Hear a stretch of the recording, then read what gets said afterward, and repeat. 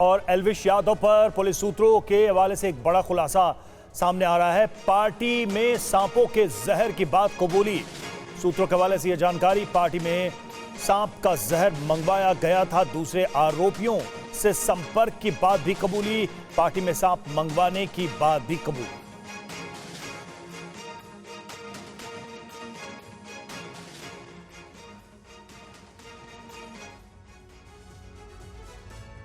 तो एल्विश यादव पर कई अहम खुलासे हो चुके हैं। जहर का कारोबार करता था एल्विश यादव, इसी के तहत ये बड़ी गिरफ्तारी हुई। एल्विश यादव को 14 दिन की न्यायिक हिरासत में भेज दिया गया है।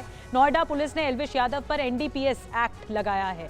ड्रग्स से जुड़ी साजिश में ये शामिल था। ड्रग्स खरीद फरोख्त में एनडीपीएस लगाया जाता है। 29 एनडीपीएस एक्ट में आसानी से जमानत नहीं मिलती है। एल्विश यादव ने सांपों का जहर मंगाने की बात कबूली है।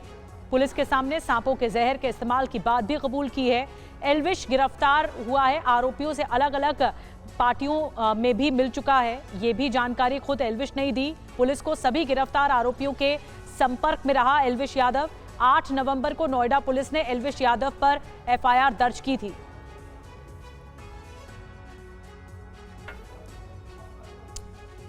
तो एल्विश यादव कैसे जहर का कारोबार करता था ये आपको बताया, लेकिन कौन है आखिर एल्विश यादव ये भी आप जानिए। एल्विश यादव एक चर्चित यूट्यूबर है। यूट्यूब पर कई मिलियन इसके फॉलोअर्स हैं। ब्लॉग्स और स्ट्रीमिंग के लिए काफी ज्यादा फेमस है एल्विश यादव।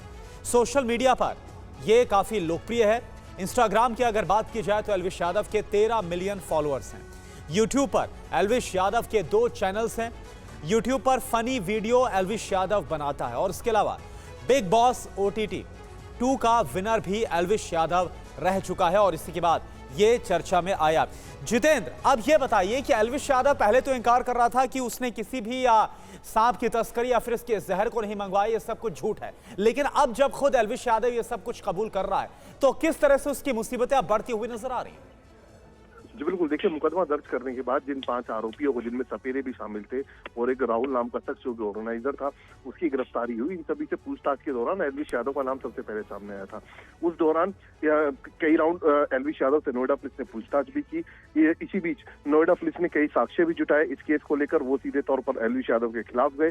कल एल्विश यादव को पूछताछ के लिए बुलाया गया और वो तमाम जो सबूत जो कि जांच के दौरान नोएडा पुलिस के हाथ लगे तो एल्विश यादव के सामने रख के जब उससे पूछताछ की गई तो एल्विश यादव टूट गया और उसने इस बात को कबूल किया कि वो जो 5 आरोपी जो पहले इस केस में गिरफ्तार हो चुके हैं उनके संपर्क में था।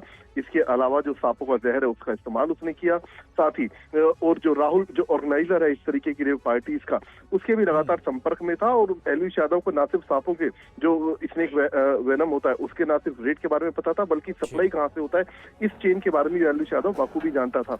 तो इन तमाम बातों के बाद एल्विश यादव की कल गिरफ्तारी की गई है इस कबूलनामे के बाद और अब उसको 14 दिनों की न्यायिक हिरासत में भेज दिया गया है। जी शुक्रिया आपका। तो 14 दिन की न्यायिक हिरासत में एल्विश यादव और बड़ी बात ही कि उसने जहर की बात कबूल कर ली।